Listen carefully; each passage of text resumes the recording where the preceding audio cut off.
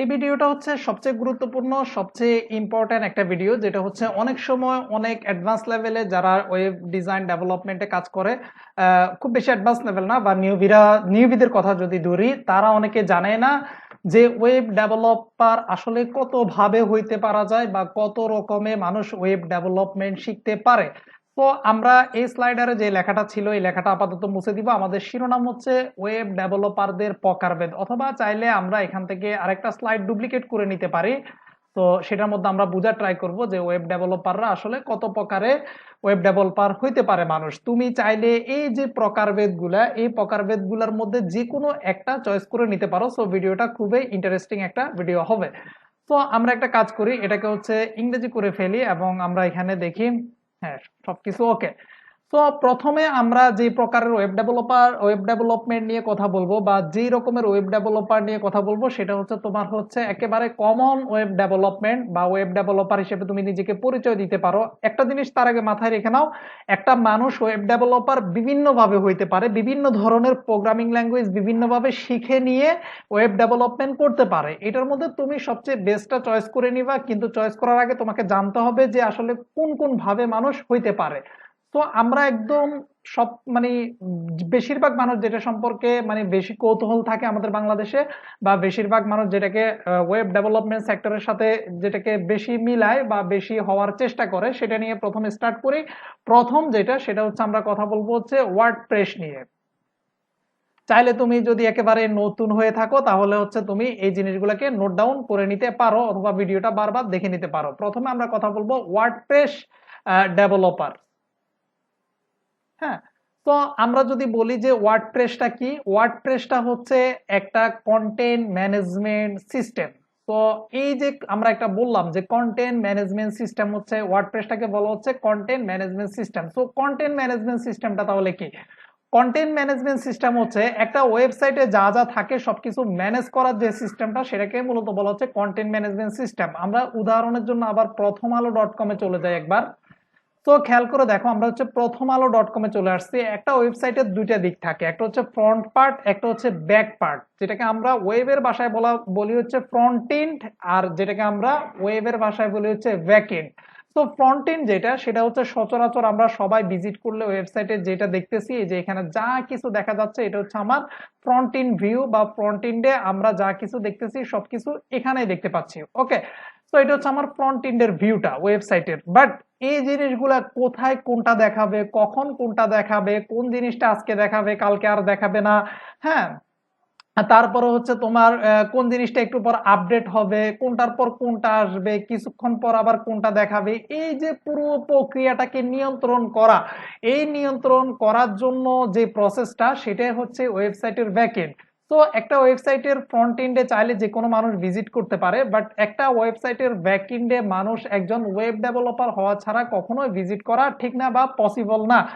But এখানে কিছু কথা আছে, সেটা একটু পরে আস্তে আস্তে বুঝে যাবা যে কখন আবার একটা ওয়েবসাইটের ব্যাকএন্ডে একজন সাধারণ মানুষও চাইলে ভিজিট করতে পারবে, সেটা আমরা একটু পরে আস্তে আস্তে শিখে যাব।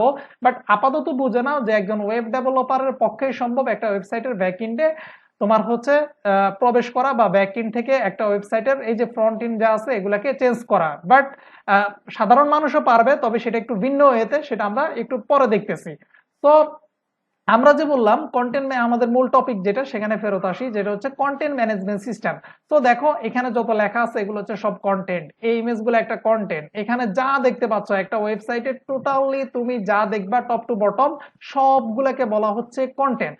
তো এই যে কন্টেন্ট গুলাকে ম্যানেজ করা, এই কন্টেন্ট গুলা কোথায় থাকবে, কিভাবে থাকবে, কোনটা বড় থাকবে না কোনটা ছোট থাকবে, আপডেট কোনটা দেখাবে, কোনটা চলে যাবে, কোনটার পর কোনটা আসবে, এ টু জেড টোটালি সবকিছুকে ম্যানেজ করার অনেকগুলা সিস্টেম আছে। তার মধ্যে একটা সিস্টেম হচ্ছে ওয়ার্ডপ্রেস। জাস্ট এতটুকু মাথায় রাখো, অনেক সিস্টেম আছে, তার মধ্যে একটা সিস্টেম হচ্ছে ওয়ার্ডপ্রেস। ওকে, তো ওয়ার্ডপ্রেস দিয়ে পৃথিবীর অলমোস্ট প্রায় 20 থেকে 25% মতো ওয়েবসাইট মোটামুটি হচ্ছে তোমার ম্যানেজ করা হয়। 20 অথবা 25 হবে সর্বোচ্চ, ওয়ার্ডপ্রেস দিয়ে ম্যানেজ করা হয় ওয়েবসাইট। তো যাই হোক, অনেকে আমরা হচ্ছে ওয়ার্ডপ্রেস ডেভেলপার হইতে চাই, বা ওয়ার্ডপ্রেস থিম যেটাকে আমরা বলে থাকি, ওয়ার্ডপ্রেস থিম ডেভেলপমেন্ট, আমরা ওদিকে পরে যাব। আমরা জাস্ট আপাতত ধরে নিলাম যে তুমি হচ্ছে ওয়ার্ডপ্রেস ডেভেলপার হইতে চাচ্ছ। ওয়ার্ডপ্রেস ডেভেলপার মানেই কিন্তু আবার ওয়েব ডেভেলপার। হ্যাঁ, একজন ওয়েব ডেভেলপার আর একজন ওয়ার্ডপ্রেস ডেভেলপার নিজেকে বলতে পারবে সে একজন ওয়ার্ডপ্রেস ডেভেলপার। বাট তোমাকে ওয়ার্ডপ্রেস ডেভেলপার যদি হইতে চাও কি কি শিখতে হবে সিরিয়ালি আমরা এখন সেটা দেখব।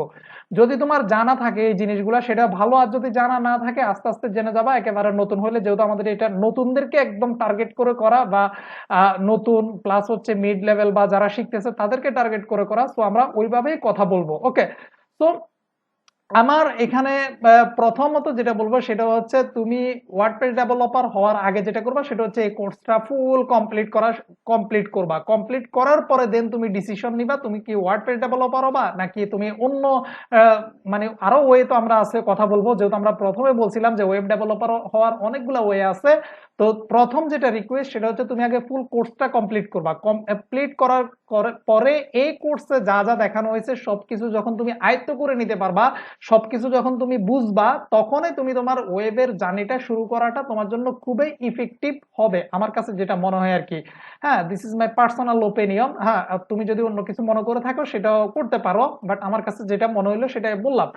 তো এখন ওয়ার্ডপ্রেস ডেভেলপার হওয়ার জন্য প্রথম তোমাকে যেটা করতে হবে এই কোর্সটা কমপ্লিট করে ফেলতে হবে। তারপরে তুমি হচ্ছে একটা ল্যাঙ্গুয়েজ শিখবা যেটার নাম হচ্ছে HTML। আমরা পরে কথা বলবো HTML কি করে না করে, বাট আপাতত নতুন হিসাবে তুমি ধরে নাও যে তোমাকে একটা ল্যাঙ্গুয়েজ শিখতে হবে ওয়ার্ডপ্রেস ডেভেলপার হওয়ার জন্য সর্বপ্রথম, যেটার নাম হচ্ছে HTML।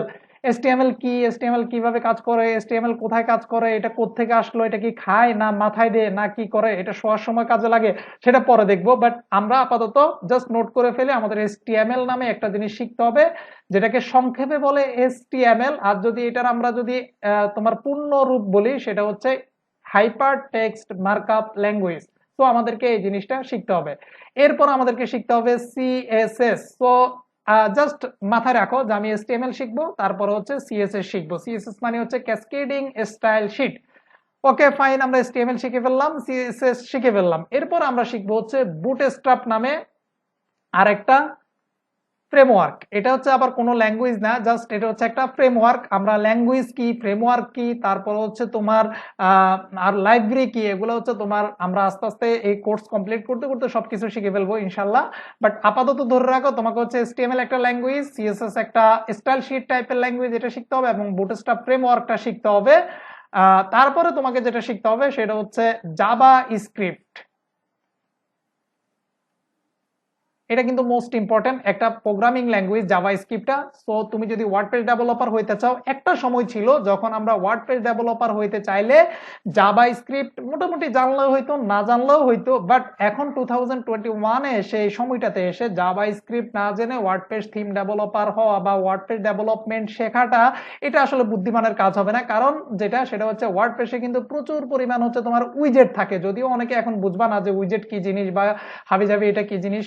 সো ধরে নাও যে প্রচুর পরিমাণ উইজেট থাকে। এখন তোমাকে যদি তোমার কোম্পানি অথবা তোমার ক্লায়েন্ট যদি বলে যে আমার একটা কাস্টম উইজেট বানাইতে হবে, কাস্টম মানে তার নিজের মতো সে যেভাবে চায় ওইরকম একটা কাস্টম ফাংশনালিটি অ্যাড করে একটা উইজেট বানাইতে হবে, তখন তুমি কি করবা? তখন কিন্তু তোমার ওই জাভা স্ক্রিপ্টটা কিন্তু অনেক লাগবে। সো জাভা স্ক্রিপ্ট খুবই পাওয়ারফুল একটা ল্যাঙ্গুয়েজ বর্তমানে। আমি যখন কথা বলতেছি এই সময়টাতে 2021-এ সবচেয়ে জনপ্রিয় প্রোগ্রামিং ল্যাঙ্গুয়েজ এবং ওয়েবের সবচেয়ে জনপ্রিয় ল্যাঙ্গুয়েজ হচ্ছে জাভা স্ক্রিপ্ট। সো তুমি যদি ওয়ার্ডপ্রেস ডেভেলপার হইতে চাও তোমাকে কিন্তু জাভা স্ক্রিপ্ট এখনকার দিনে মাস্ট বি শিখতে হবে। তারপরে তুমি যেটা শিখবা সেটা হচ্ছে পিএইচডি, আমি লিখি এখানে পিএইচডি টু HTML। জাস্ট না বুঝলে, যারা বুঝো তারা তো বুঝো, আর যদি যারা বুঝো না তারা ধরে নাও যে তোমাকে PHD টু HTML কনভার্ট লিখি তাহলে আর একটু সুবিধা হবে। কনভার্ট এই জিনিসটা তোমাকে জানতে হবে, অর্থাৎ তুমি এগুলা শেখার পরে তোমাকে পিএইচডি টু HTML কনভার্ট কি, পিএইচডি মানে হচ্ছে ফটোশপ ডকুমেন্ট। মানে ফটোশপ কি, আবার ফটোশপ হচ্ছে একটা সফটওয়্যার যেটা দিয়ে হচ্ছে ইমেজের কাজ করা হয়, বাট ওটার মধ্যে তোমার হচ্ছে এগুলো যখন তুমি শিখতে যাবে তখন স্টেপ বাই স্টেপ এমনিতেই তুমি বুঝে যাবা। আপাতত জাস্ট সাধারণ জ্ঞানটা নিয়ে নাও তাহলে হবে। পিএইচডি থেকে HTML এ কনভার্ট করা, অর্থাৎ পিএইচডি তে যখন একটা ওয়েবসাইট থাকে তখন সেটা থাকে প্রাণহীন একটা ওয়েবসাইট, এটার কোনো প্রাণ থাকে না, এটা একটা প্রাণবিহীন একটা ওয়েবসাইট। সো এটাকে একটু প্রাণ দেওয়ার জন্য যেটা করতে হয় সেটা হচ্ছে তোমাকে ওইটাকে HTML এ CSS এবং বুটস্ট্র্যাপ দিয়ে কনভার্ট করে একটা প্রাণ দিতে হয়। জাস্ট এতটুকু জানলে হবে। আর যদি তুমি এর চেয়ে বেশি জেনে থাকো তাহলে তো খুবই ভালো অলরেডি। ওকে, তো এটা তোমাকে জানতে হবে, পিএইচডি টু এইচটিএমএল এ কনভার্ট করা এই জিনিসটা তোমাকে জানতে হবে।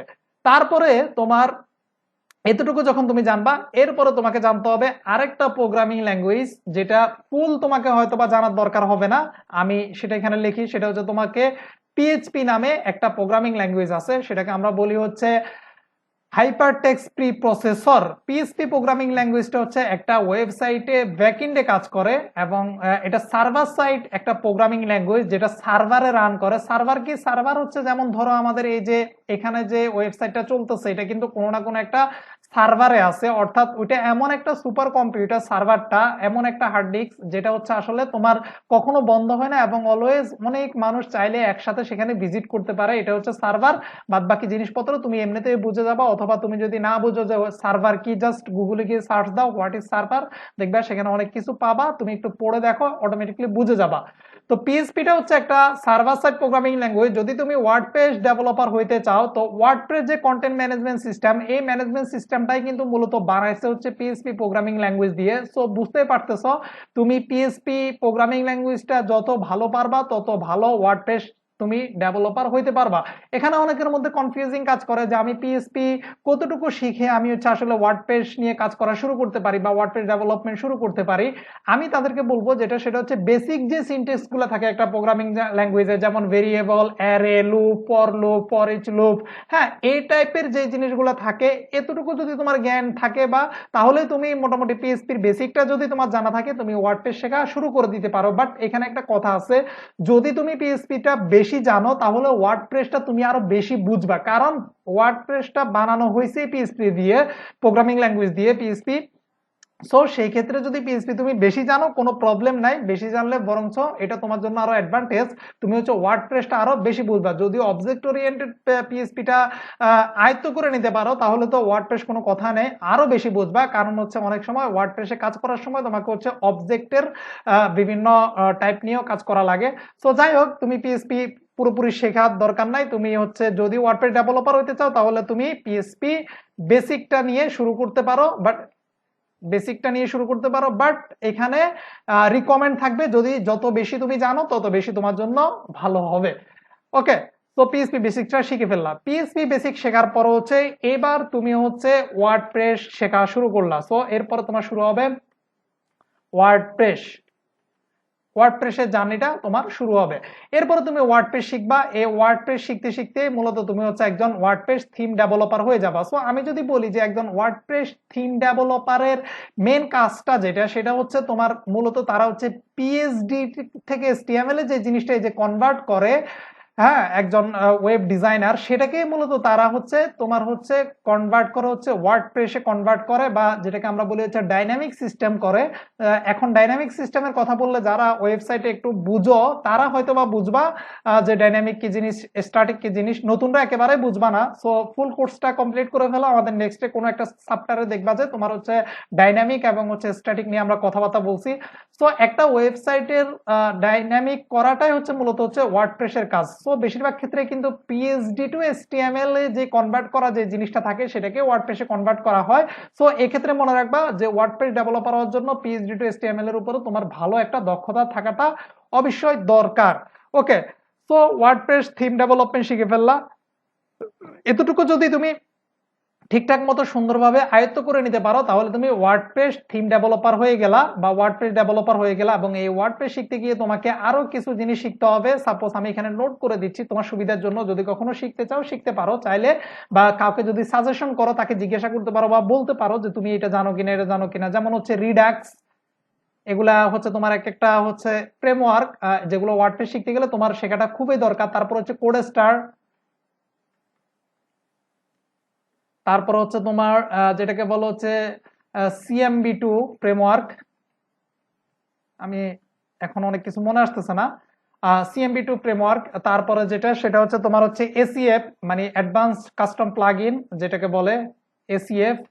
তো মাথায় রাখবা যে এই জিনিসগুলো যেন তুমি ঠিকঠাক মতো শিখতে পারো, কারণ একজন ওয়ার্ডপ্রেস থিম ডেভেলপার বা একজন ওয়ার্ডপ্রেস ডেভেলপারের এই যে ওয়ার্ডপ্রেস শেখার সময় রিডাক্স, কোডস্টার, সিএমবি2, এসিএফ, হ্যাঁ, তারপর হচ্ছে তোমার টিজিএম প্লাগইন, আমার যদি মনে আসতেছে বলতেছি, মানে একটা একটা করে মনে আসতেছে, তো এই জন্য বলতেছি। সো টিজিএম যে জিনিসগুলা, এই যে প্লাগইন, এটা একটা প্লাগইন। সো এই বিষয়গুলা তোমার মোটামুটি ভালো জানা দরকার, বা এই জিনিসগুলা একজন ওয়ার্ডপ্রেস থিম ডেভেলপারের খুবই ভালোভাবে নলেজ থাকা দরকার। যদি এই বিষয়গুলাতে তোমার নলেজ না থাকে, তাহলে তোমার কিন্তু একজন ভালো ওয়ার্ডপ্রেস ডেভেলপার তুমি সহজে হইতে পারবে না, বা ওয়ার্ডপ্রেস বেস একজন ওয়েব ডেভেলপার তুমি সহজে হইতে পারবে না। সো বুঝে গেলা যে তুমি ওয়ার্ডপ্রেস ডেভেলপার হইতে হইলে আসলে কি কি তোমার হচ্ছে জানা লাগতে হবে, বা কি কি তোমার আসলে জানা দরকার। হ্যাঁ, তো আমরা এটা হচ্ছে আমরা এক ধরনের ওয়েব ডেভেলপার পাইলাম, যেটা হচ্ছে ওয়ার্ডপ্রেস ডেভেলপার আমরা বলে থাকি।